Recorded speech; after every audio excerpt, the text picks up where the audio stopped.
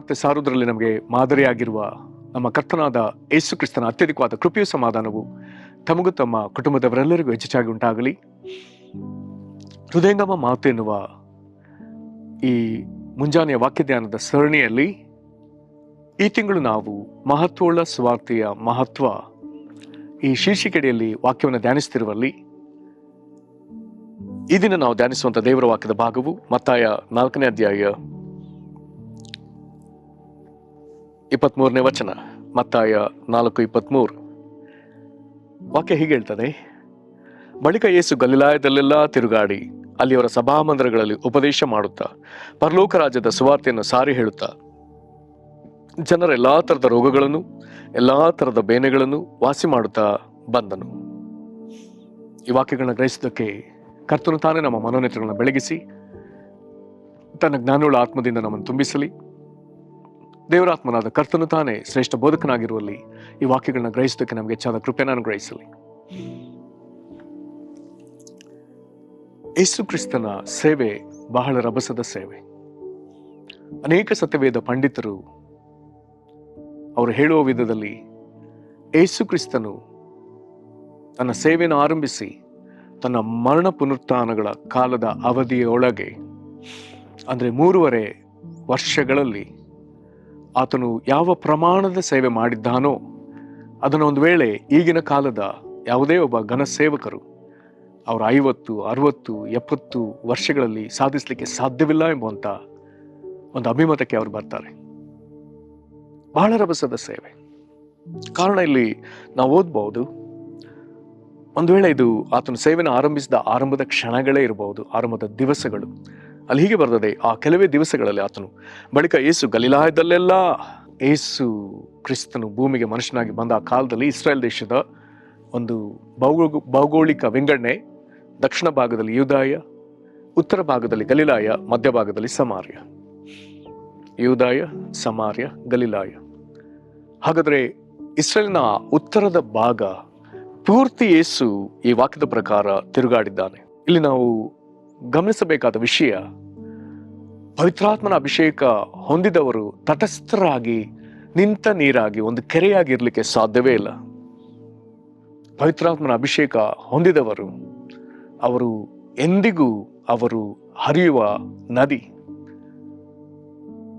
ಅಭಿಷೇಕ ಹೆಚ್ಚಿದಂತೆ ಆ ಸಣ್ಣ ತೊರೆಯು ಅದು ಹೊಳೆಯಾಗಿ, ದೊಡ್ಡ ನದಿಯಾಗಿ, ದೊಡ್ಡ ಪ್ರವಾಹವಾಗಿ, ಅನೇಕ ಕವಲು ನದಿಗಳಾಗಿ, ಅಥವಾ ಯೇಸುಕ್ರಿಸ್ತನು ತಾನೇ ಹೇಳುವಂತೆ ನನ್ನ ನಂಬಿದವನ ಹೊಟ್ಟೆಯೊಳಗಿಂದ ಜೀವಕರವಾದ ನೀರಿನ ಹೊಳೆಗಳು ಹರಿಯುವವು. ಎಷ್ಟೆಂಬುದು ಗೊತ್ತಿಲ್ಲ. ವಿಧ ವಿಧವಾದ ದೇವರ ಸಾಮರ್ಥ್ಯ ಅವರೊಳಗಿಂದ ಹರಿದು ಬರ್ತದೆ. ಹಾಗಾದ್ರೆ ಅದು ಸಂಚರಿಸ್ತದೆ.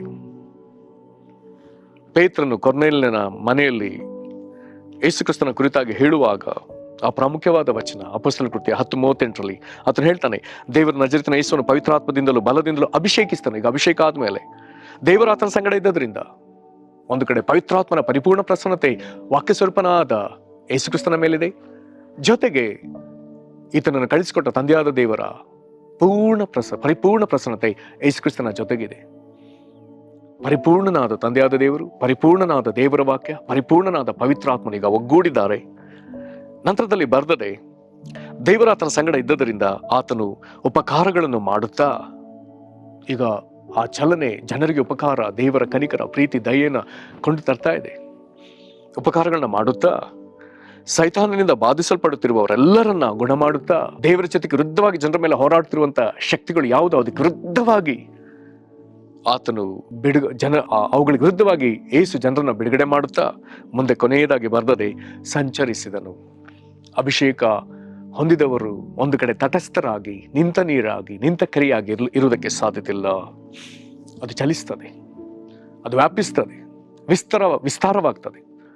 ಕಾರಣ ದೇವರು ನಮ್ಮ ಮೂಲ ಪಿತೃಗಳಿಗೆ ಆತನು ವಾಗ್ದಾನ ಕೊಟ್ಟಿದ್ದಾನೆ, 4 ದಿಕ್ಕುಗಳಿಗೆ ಹರಡಿಕೊಳ್ಳುವಿ, ಪೂರ್ವ, ಪಶ್ಚಿಮೋತ್ತರ, ದಕ್ಷಿಣ ದಿಕ್ಕುಗಳಿಗೆ ಹರಡಿಕೊಳ್ಳುವಿ. ಹಾಗಾದ್ರೆ ಅಭಿಷೇಕ ಚಲಿಸುವಂಥದ್ದು. ಈಗ ಯೇಸು ಗಲಿಲಾಯದಲ್ಲೆಲ್ಲ ತಿರುಗಾಡಿ ನಂತರದಲ್ಲಿ ಬರ್ತದೆ ಏನೇನ್ ಮಾಡ್ದ? ಒಂದು ಸಭಾಮಂದಿರಗಳಲ್ಲಿ ಉಪದೇಶ ಮಾಡುತ್ತಾ, ಆತನು ಇಸ್ರಾಯೇಲ್ ಜನರ ಮಧ್ಯೆ ಕಳಿಸಲ್ಪಟ್ಟವನಾದ್ರಿಂದ ಯಹೂದ್ಯರಿಗೆ ಮೊದಲು ಆತನು ಸುವಾರ್ತೆ ಸಾರಿದ್ದಾನೆ. ನಂತರದಲ್ಲಿ ಪರಲೋಕ ರಾಜ್ಯದ ಸುವಾರ್ತೆಯನ್ನು ಸಾರಿ ಹೇಳುತ್ತಾ ಪರಲೋಕ ರಾಜ್ಯದ ಮಹತ್ವ, ಪರಲೋಕ ರಾಜ್ಯದ ರಹಸ್ಯ, ಪರಲೋಕ ರಾಜ್ಯದ ಕುರಿತಾದ ಸಾಮ್ಯ, ಪರಲೋಕ ರಾಜ್ಯದ ಅಧಿಕಾರ, ಪರಲೋಕ ರಾಜ್ಯದ ಕ್ರಿಯೆಗಳು, ಪರಲೋಕ ರಾಜ್ಯದ ಮಾತುಗಳು, ಹೀಗೆ ಆತನು ಅನೇಕ ಸಂಗತಿಗಳನ್ನ ಜನರ ಮುಂದೆ ಸಾರಿದ್ದಾನೆ. ಹೀಗೆ ಈತನು ಸುವಾರ್ತೆ ಸಾರುತ್ತಾ ಉಪದೇಶ ಮಾಡ್ತಾ ಹೋಗುವಾಗ ಆದದೇನು, ಸಾರಿ ಹೇಳ್ತಾ ಜನರ ಎಲ್ಲಾ ತರದ ರೋಗಗಳನ್ನು, ಎಲ್ಲಾ ತರದ ಬೇನೆಗಳನ್ನು ವಾಸಿ ಮಾಡುತ್ತಾ ಬಂದನು. ಆತನು ಕೇವಲ ಬಾಯಿ ಮಾತಿನಿಂದ ಮಾತ್ರ ಉಪದೇಶ ಮಾಡಿದ, ಕೇವಲ ಬಾಯಿ ಮಾತಿನಿಂದ ಮಾತ್ರವೇ ಸುವಾರ್ತೆ, ಪರಲೋಕ ರಾಜ್ಯದ ಸುವಾರ್ತೆ ಸಾರಿದ ಎಂಬುದಾಗಿ ಬರೆಯದೆ, ಈತನು ಸಾರುತ್ತಿರುವಂತಹ ದೇವರ ರಾಜ್ಯದ ಕ್ರಿಯೆಗಳೇನು, ಪರಲೋಕ ರಾಜ್ಯ ಒಬ್ಬ ಮನುಷ್ಯನಲ್ಲಿ ಏನು ಮಾಡಲು ತಾನೇ ಬಯಸ್ತದೆ ಎಂಬುದನ್ನು ಆತನು ಕ್ರಿಯಾರೂಪದಲ್ಲಿ ತೋರಿಸಿದ್ದಾನೆ. ಜನರಿಗಿದ್ದ ರೋಗಗಳೇನು, ಜನರಿಗಿದ್ದ ಬೇನೆಗಳೇನು, ಒಂದೂ ಆತನ ಎದುರು ನಿಲ್ಲುವುದಕ್ಕೆ ಸಾಧ್ಯವಿಲ್ಲ. ಆ ಮಟ್ಟಿಗೆ ಈತನು ದೇವರ ರಾಜ್ಯದಿಂದ ತುಂಬಿಸಲ್ಪಟ್ಟವನಾಗಿ ಸೈತಾನ ರಾಜ್ಯಕ್ಕೆ ವಿರುದ್ಧವಾಗಿ ಬಂದು ಸೈತಾನನ ವಶದಲ್ಲಿದ್ದ ಜನರನ್ನು ಆತನು ಬಿಡುಗಡೆ ಮಾಡಿದ್ದಾನೆ. ಪ್ರೇರೆ, ಇದನ್ನೇ ನಂತರದ ಕಾಲದಲ್ಲಿ ಅನೇಕರು ಸಂಪೂರ್ಣ ಸುವಾರ್ತೆ ಎಂಬುದಾಗಿ ಕರೆದ್ರು. ಇದನ್ನೇ ಅಪೊಸ್ತಲರು ಮುಂದುವರಿಸಿದ್ದು ಇದೇ ವಿಧದ ಸೇವೆ. ಅಲ್ಲಿಂದ ಇನ್ನೊಂದು ತಲೆಮಾರು ಪೌಲ ಬಾರ್ನಬರು ಮುಂದುವರಿಸಿದ್ದು ಇದೇ ಸೇವೆ. ಅದರ ನಂತರದಲ್ಲಿ ಬಂದವರು ಮುಂದುವರಿಸಿದ್ದು ಇದೇ ಸೇವೆ. ಇಂದಿಗೂ ಅನೇಕರು ಈ ಸೇವೆಯನ್ನು ಗಟ್ಟಿಯಾಗಿ ಇಟ್ಟುಕೊಂಡಿದ್ದಾರೆ. ಎಲ್ಲ ದೇವರು ಹೇಳುವಲ್ಲಿ ಸಂಚರಿಸಿ, ಸಭೆಗಳಲ್ಲಿ ಉಪದೇಶ ಮಾಡುತ್ತಾ, ಕ್ರಿಸ್ತನನ್ನು ಅರಿದ ಜನರ ಮಧ್ಯೆ ಪರಲೋಕ ರಾಜ್ಯದ ಸುವಾರ್ತೆಯನ್ನು ಸಾರುತ್ತಾ, ಜನರಿಗೆ ಬೇಕಾದ ಸ್ವಸ್ಥತೆ ಬಿಡುಗಡೆಗಳನ್ನು ಘೋಷಿಸುತ್ತಾ ದೇವರಾಜ್ಯದ ರಾಜ್ಯವನ್ನು ಪ್ರಸಿದ್ಧಿಪಡಿಸುತ್ತಿದ್ದಾರೆ. ಕರ್ತನಲ್ಲಿ ಪ್ರೀತಿಯುಳ್ಳ ದೇವಜನರೇ, ಈ ವಾಕ್ಯದಲ್ಲಿ ಯೇಸು ಕ್ರಿಸ್ತನ ಮೇಲಿದ್ದ ಅದೇ ಅಭಿಷೇಕ ಈ ದಿನ ನಿನ್ನ ಮೇಲೆಯೂ ಬರಲಿ. ಕರ್ತನ ಸನ್ನಿಧಿಗೆ ಹೋಗಿ, ಯೇಸುವೇ, ನೀನು ನಡೆದಾಡಿದ ವಿಧದಲ್ಲಿ, ನೀನು ಮಾತನಾಡಿದ ವಿಧದಲ್ಲಿ, ನೀನು ಉಪದೇಶಿಸಿದ ವಿಧದಲ್ಲಿ, ನೀನು ಸ್ವಾರ್ಥನ ಪ್ರಸಂಗಿಸಿದ ವಿಧದಲ್ಲಿ, ಕರ್ತನೆ, ನೀನು ಎಲ್ಲಾ ರೋಗಗಳನ್ನ ಗುಣ ಮಾಡಿದ ವಿಧದಲ್ಲಿ, ನೀನು ಎಲ್ಲಾ ಬೇನೆಗಳನ್ನ ವಾಸಿ ಮಾಡಿದ ವಿಧದಲ್ಲಿ, ಕರ್ತನೆ, ನಾನೂ ಮಾಡಲಿ, ನನಗೂ ಈ ಕೃಪೆಯನ್ನು ಕೊಡು.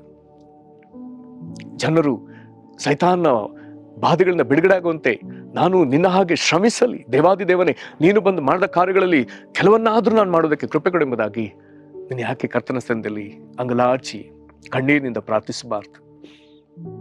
ಇದು ತಕ್ಕ ಸಮಯ. ಆಸ್ಪತ್ರೆಗಳಲ್ಲಿ, ವಿಶೇಷವಾಗಿ ಸರ್ಕಾರಿ ಆಸ್ಪತ್ರೆಗಳಲ್ಲಿ ಹಾಸಿಗೆಗಳಿಲ್ಲದೆ ಅಲ್ಲಲ್ಲಿ ಬಿದ್ದುಕೊಂಡಿರುವ ಜನರು ವಿಪರೀತ ರೋಗಗಳಿಂದ ಬಾಧೆ ಪಡ್ತಿದ್ದಾರೆ. ಎಷ್ಟು ಕಾಲ ವೈದ್ಯರು ತಪಾಸಣೆ ಮಾಡಿದರೂ ಆ ರೋಗ ಏನೆಂಬುದಾಗಿ ವೈದ್ಯರಿಂದ ಗುರುತಿಸಲಾಗದೆ ಬಾಧೆ ಪಡ್ತಿರುವ ಜನರು ಎಷ್ಟೋ ಮಂದಿ ಇದ್ದಾರೆ. ಹಣವಿಲ್ಲದೆ ರೋಗ ಗುಣ ಮಾಡಿಕೊಳ್ಳಲಾಗದವರು ಎಷ್ಟೋ ಮಂದಿ, ಹಣವಿದ್ದು ರೋಗ ಗುಣ ಮಾಡಿಕೊಳ್ಳಲಾಗದವರು ಎಷ್ಟೋ ಮಂದಿ, ಮಾಂಟಮಂತ್ರಗಳಿಂದ ರೋಗಿಗಳಾದವರು ಎಷ್ಟೋ ಮಂದಿ, ದೆವ್ವದ ಬಾಧೆಯಿಂದ ರೋಗಿಗಳಾದವರು ಎಷ್ಟೋ ಮಂದಿ, ಪಾಪದ ನಿಮಿತ್ತ ರೋಗಿಗಳಾದವರು ಎಷ್ಟೋ ಮಂದಿ. ಪ್ರೇರೆ, ಹಾಗಾದ್ರೆ ಇವರಿಗೆ ಇಂದು ದೇವರ ಉತ್ತರ ನೀನೇ. ಯೇಸು ಕ್ರಿಸ್ತನ ಹೆಸರಿನಲ್ಲಿ ಅವರಿಗೆ ಬಿಡುಗಡೆ ಕೊಡಬೇಕಾದ ಅಧಿಕಾರ ನಿನಗೆ ಕೊಡಲ್ಪಟ್ಟದೆ. ಪರಲೋಕದಲ್ಲಿ ಭೂಲೋಕದಲ್ಲಿ ನನಗೆ ಎಲ್ಲಾ ಅಧಿಕಾರ ಕೊಡಲ್ಪಟ್ಟದೆ. ಆದುದರಿಂದ ನೀವು ಹೊರಟು ಹೋಗಿ ಎಂಬ ಅಧಿಕಾರವನ್ನ ಕೊಟ್ಟಿದ್ದಾನೆ. ಎಲ್ಲಾ ದೇಶಗಳಿಗೆ ಹೋಗುವ ಅಧಿಕಾರ ಕೊಟ್ಟಿದ್ದಾನೆ. ಈ ಕಾರ್ಯದಲ್ಲಿ ಈ ವಾಕ್ಯವನ್ನು ಕೇಳ್ತಿರುವ ನಿನ್ನನ್ನು ಕರ್ತನು ಸಫಲಪಡಿಸಲಿ. ಈಗಲೇ ಅಂಗೀಕರಿಸು, ಮೊಣಕಾಲುಗಳಲ್ಲಿ ಪ್ರಾರ್ಥಿಸು. ಮಹಾಕೃಪೆಗಳ ತಂದೆಯೇ, ಯೇಸುವೆ, ತಂದೆಯಿಂದ ಕಳಿಸಲ್ಪಟ್ಟವನಾಗಿ ನೀನು ಮಾಡಿದ ಈ ಘನ ಸೇವೆಯ ಈ ಮಾದರಿಯನ್ನ ನಾನು ತೆಗೆದುಕೊಳ್ಳುವುದಕ್ಕೆಗೋ ನಿನ್ನ ಮುಂದೆ ಅಡ್ಡ ಬೀಳ್ತಾನೆ ಸ್ವಾಮಿ. ದೇವರೇ, ವಾಕ್ಯವನ್ನು ಕೇಳಿ ಕರ್ತನೆ ನನ್ನನ್ನು ನಿನ್ನ ಹಾಗೆ ಕರ್ತನೆ ನಡೆಸು. ನೀನು ಉಪದೇಶಿಸಿದ ವಿಧದಲ್ಲಿ, ನೀನು ಪರಲೋಕ ರಾಜ್ಯದ ಸುವಾರ್ತೆಯನ್ನು ಸಾರಿದ ವಿಧದಲ್ಲಿ, ನೀನೆಲ್ಲಾ ರೋಗಗಳನ್ನ ಸ್ವಸ್ಥ ಮಾಡಿದ ವಿಧದಲ್ಲಿ, ನೀನೆಲ್ಲಾ ಬೇನೆಗಳನ್ನ ವಾಸಿ ಮಾಡಿದ ವಿಧದಲ್ಲಿ ನನ್ನನ್ನು ನಡೆಸು. ಕರ್ತನೆ, ಈ ಪ್ರಿಯರನ್ನ ನಡೆಸು, ಆಶೀರ್ವದಿಸಿರಿ. ಕರ್ತನೆ, ಇವರ ಪ್ರಸಂಗಗಳಿಗೆ, ಇವರ ಉಪದೇಶಗಳಿಗೆ, ಇವರು ಬಿಡುಗಡೆಗಾಗಿ ಕರ್ತನೆ ಅನುಮತಿ ಕೊಡುವಾಗ, ಬಿಡುಗಡೆಗಾಗಿ ಪ್ರಾರ್ಥಿಸುವಾಗ ಉತ್ತರ ದೊರೆಯಲಿ ಯೇಸು ಕ್ರಿಸ್ತನ ಹೆಸರಿನಲ್ಲಿ. ಜನರ ಕಣ್ಣೀರು ಒರೆಸಲ್ಪಡಲಿ. ನನ್ನ ಜನರು ಕರ್ತನೆ ಸೈತಾನನ ಬಾಧೆಯಿಂದ ಬಿಡುಗಡೆ ಹೊಂದಿ ರಕ್ಷಣೆ ಹೊಂದಲಿ. ಆಶೀರ್ವದಿಸು, ನಿನಗೆ ಮಹಿಮೆ ಆಗಲಿ. ಹೀಗಾಗುವಂತೆ ಕರ್ತನಾದ ಯೇಸು ಕ್ರಿಸ್ತನ ಹೆಸರಲ್ಲಿ ಬೇಡದೇವೆ ನಮ್ಮ ತಂದೆಗೆ, ಆಮೆನ್.